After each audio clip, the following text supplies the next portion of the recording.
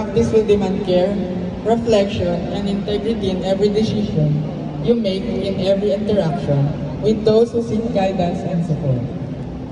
Alexis Macalacan, Pabilario Carilme Songalia.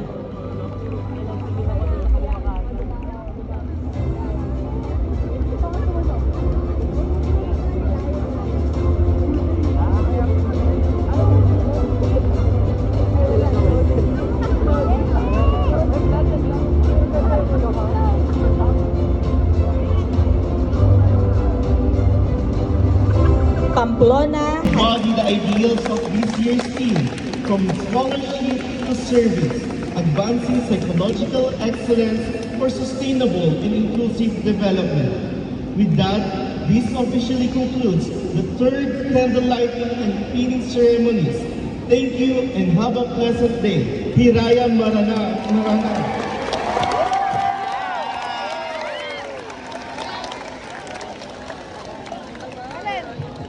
Thank you so much, Rizal.